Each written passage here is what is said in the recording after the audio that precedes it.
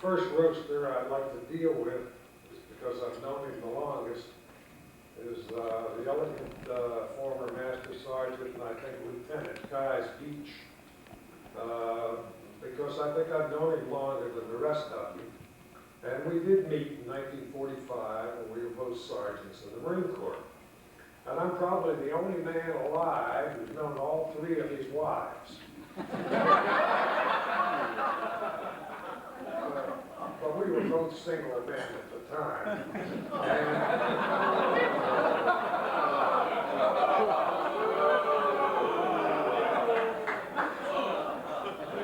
And there was a decent rapport between us because we found out we were both latent heterosexuals. Well, in 1945, the world was our oyster. We had these great uniforms, and we had ribbons, and we got a lot of mileage out of both of those. And of course, one of our greatest feats was to arrange to have this Marine sent over to Okinawa so we could use his pad. And what a pad it was. It was Harvard Hall sized, and had an indoor pool. And we were not only trying to work our way through the telephone company, but the entire female staff at Marine Corps headquarters, if you remember. Fortunately, or unfortunately, the war ended before we completed our project. I stayed out in the Far East like MacArthur. There are many resemblances between the two. And when the Korean War broke out, he showed up as a war correspondent, and I was recalled for duty with the same division I'd been in World War II. And we became acquainted both in Japan and Korea. And I didn't know until much later that he got a Pulitzer Prize for driving Maggie Higgins' Jeep.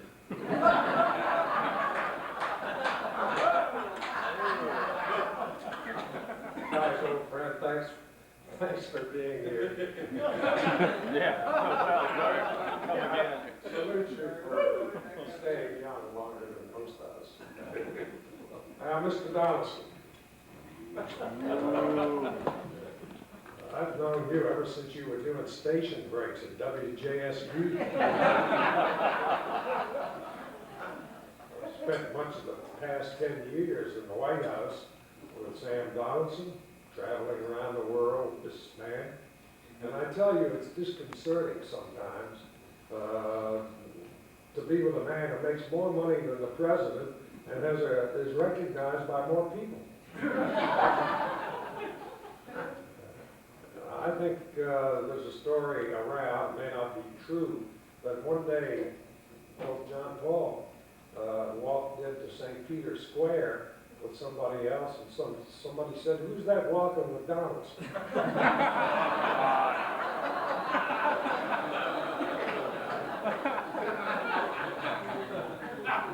And I think it's just wonderful that Chris Wallace has found a spot for Sam on his television show. The one that's going to go up against L.A. Law next August, I think. And if Diane Sawyer gets a word in, she'll be lucky. Sam covered the war in Vietnam. He also had an interesting military career. One of his jobs in the Army was to lie at a foxhole about 300 or 400 or 500, 600 yards away from ground zero of a nuclear blast to see how soldiers would stand up under this. And there's some people who say they split Sam's personality at the same time they were splitting the atom. But he is a kind of a Jekyll and Hyde. Arnold stole my line there. Because Sam is a perfect gentleman to his fans, to his camera crews, and to strangers who are always asking him for his autograph. And he only shouts at network executives and presidents of the United States. And let me say, it's not true that he and Ted Koppel wear hairpieces. Because if they did, Sam's would be bigger.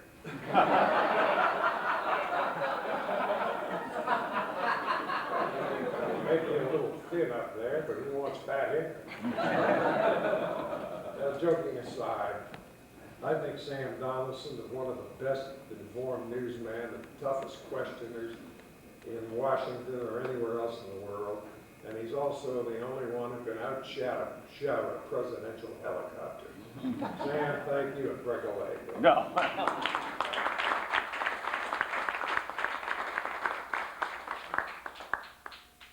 Now we come to Carl Bernstein, the real brains behind the Watergate story and Bob Woodward's rewrite man.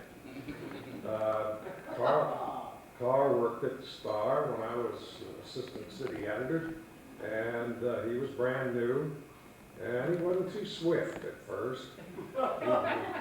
He did indeed convert an ice cream suit into a blue serge suit in one afternoon by washing the carbon paper. He never did that twice, but you can only get most people that way once anyway.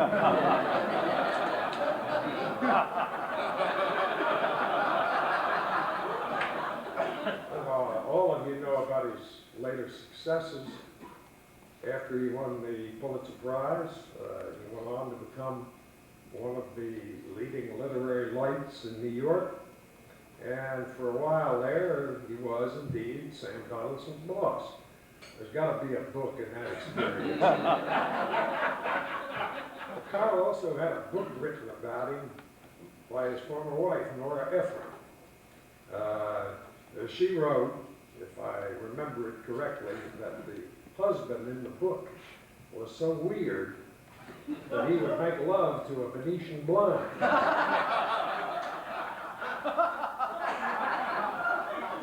Carl, just for the night, we had all the Venetian blinds. In case you get carried away.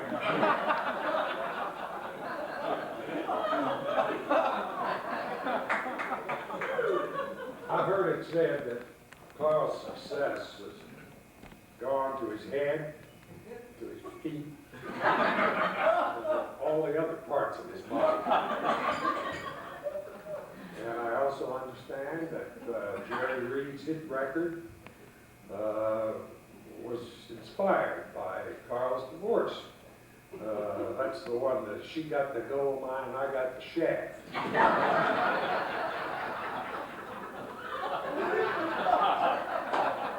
And when this evening's over, I want to warn you all to watch out for Carl. He's a kisser.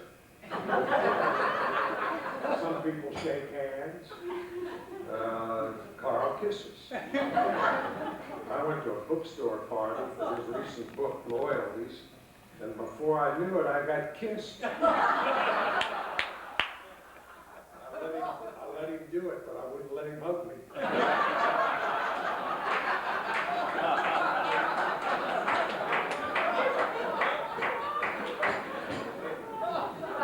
Carl, old friend, we've come a long way together, and thank you for being here tonight.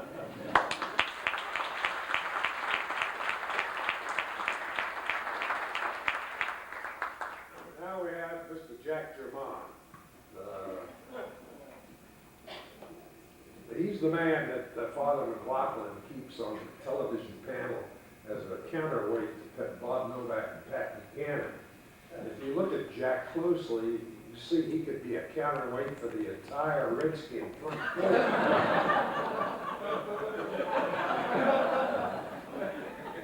Jack was my boss at the Star when we were the first big paper to go to computers. And he had a terrible time converting us mossbacks from typewriters to computers. And at the same time, we were fighting a life and death struggle, turned out to be death, in the Washington Post.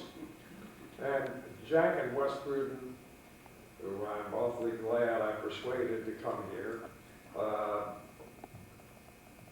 could tell you how hard it is to try to run a huge newsroom and everything that goes on in it, and write a political column at the same time. It just isn't an easy thing.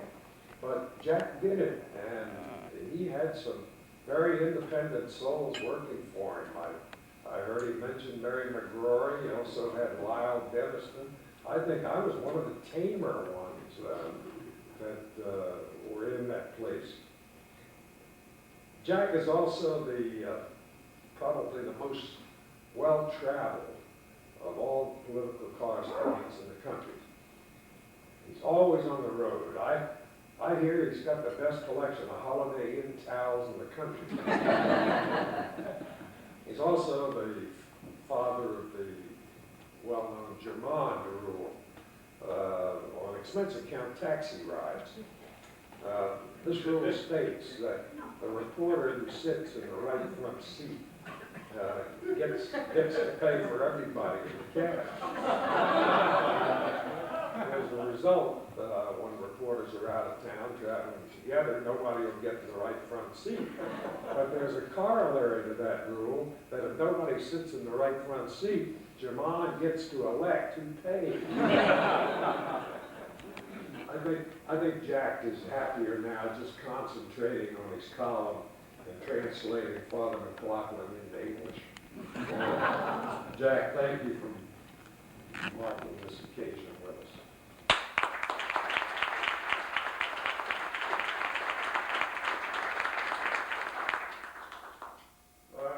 There were to be two roasters that I was going to deal with together, Georgie Ann Geyer and Jody Powell. Jody wasn't able to come. I had heard of both of these people before I really ever met them. And I have to confess that I thought Georgie was a man and Jody was a woman.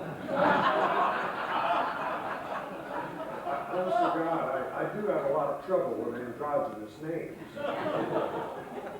And I finally met Georgie in the mid-'60s during some of this trouble in Guatemala. And I discovered that the byline belonged to a very good-looking young woman from Chicago who struck me as sort of a New York Times liberal when I considered myself to be sort of an Eisenhower Republican. And Georgie used to see the CIA and the Green Berets behind every bush. And I remember once she beat us all with a story that said that 10,000 Green Berets in Guatemala. And I was crushed. And I couldn't check it out. And I finally found out that that was one of those exclusives that stayed exclusive because they were only 10. Georgie has come a long way since then. The night that we were going to Uruguay on the Tres Orientales, the 33 Westerners, there were two to a cabin, and the Uruguayan or Argentine crew just had a list of names, and they thought they were dealing with a George Geyer and a Jeremiah O'Leary, and I found out that I was booked in with George Geyer, and she yelled down at me from the deck of the ship while I was still down on the pier, "It looks like you won." And I yelled back, "I think I lost."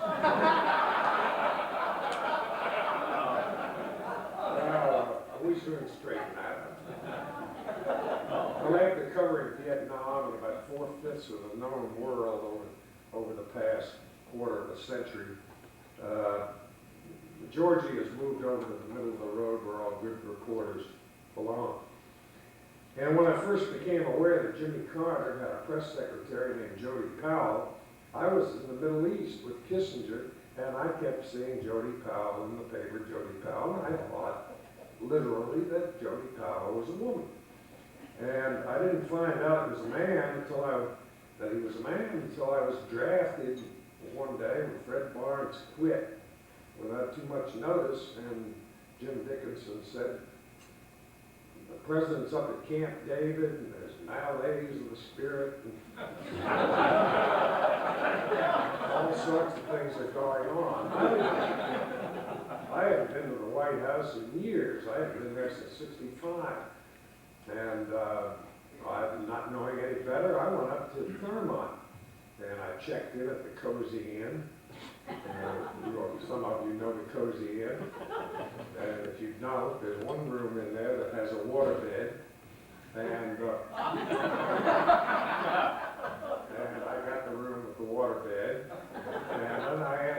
waitress downstairs, she knew the number at Camp David, and she gave me a 301 number.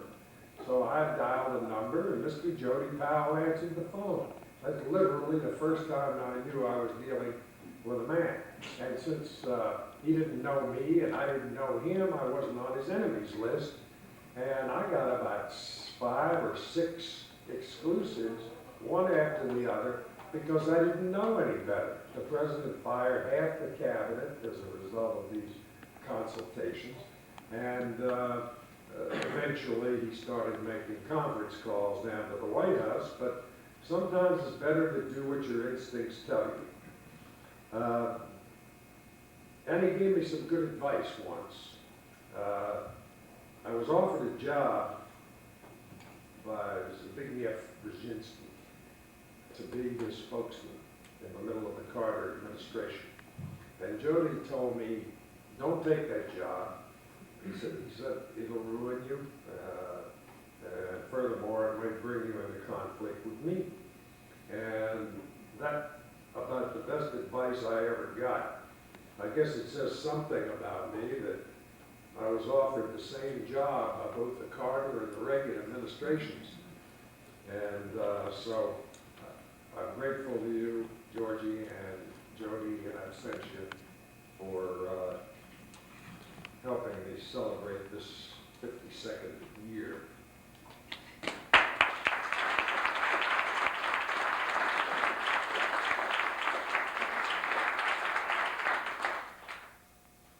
Last but not least, there's Bill Plant. He was the only Irish Catholic from the south side of Chicago I know who's also a connoisseur of French wines. That's a big wild Irish rose part of the country. Plant can tell you what year it was made, who stomped it. Many a time we've had to land and refuel because the amount of wine that we brought back from California with more Plant written on it. Bill won my eternal admiration on one of those Reagan press charters when I guess he was acting on a whim.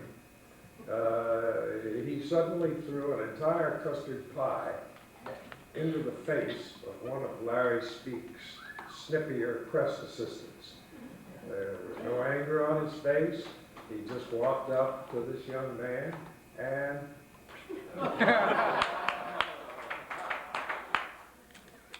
my only regret was that you didn't save one for Speaks.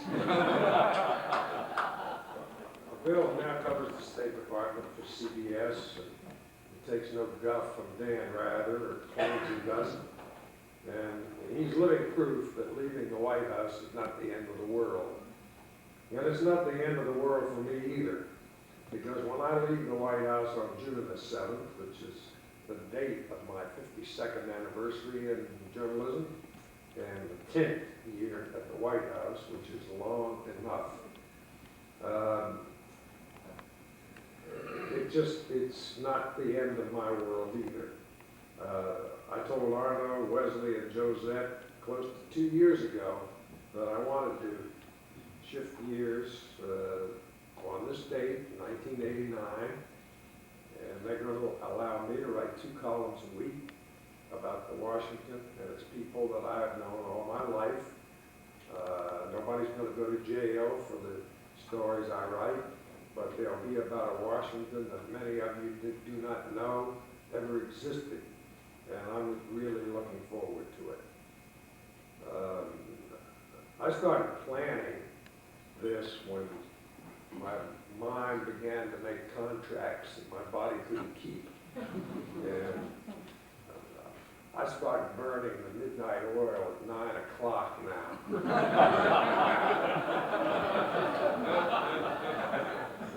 And my back goes out more often than I do.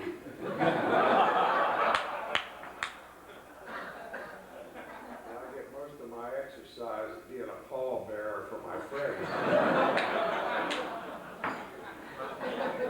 And I've got, the kids are growing up, and I've got too much room in the house and not enough room in the medicine cabinet.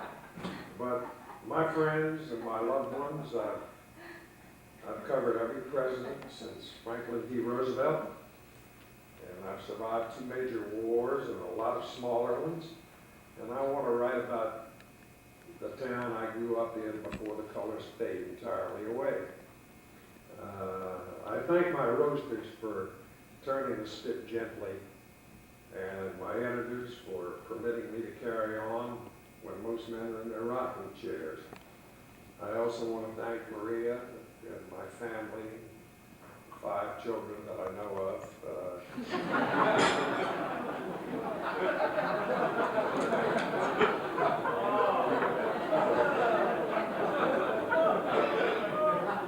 For putting up with so many long absences and so many late nights and everything else that has given me the fascinating life that I've lived.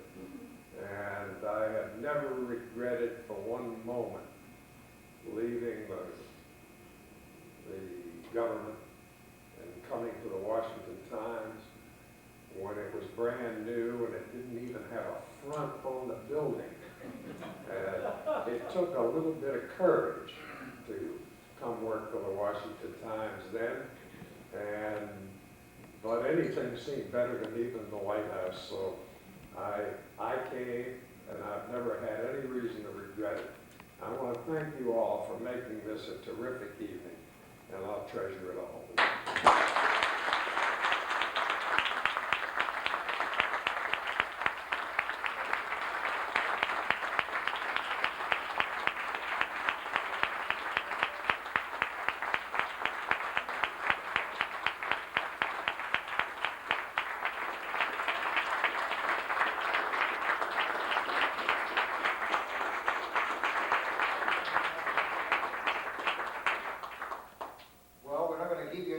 Please sit down for a second. Thank you to all the roasters. Thank you to the distinguished and undistinguished guests. There are undistinguished guests, because as you know, being a journalist and being distinguished is an oxymoron. But anyway, thank you to the roasters. Jerry, you came aboard with trepidation, as you said. Many of you came aboard with trepidation. I think all of you now have read the Washington Times for a long time. I know Sam has. You've put a huge magnifying glass over us, rightly so. And while we may have a conservative bias in our editorial pages and commentary pages, with 1 or 2 exceptions, which I take responsibility for, mistakes that have been made over the past 4 years that I've been in charge, I think you would all concede that we are a real newspaper and a great newspaper. And I would like to thank the 2 representatives of the owners who are here tonight who made it all possible, Dr. Park and Ambassador Hunt.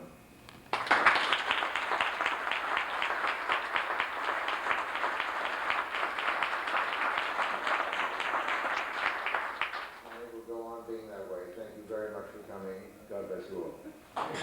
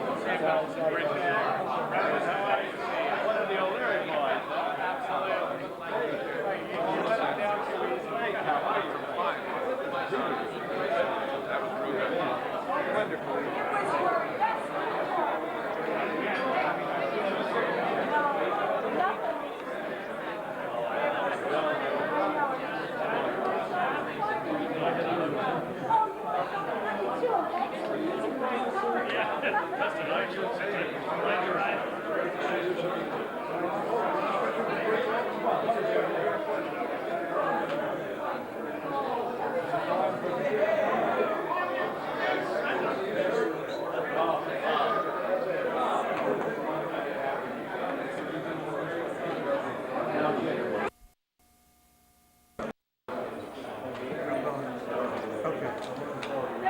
Yeah. Let them choose. I think when you get into it, you'll see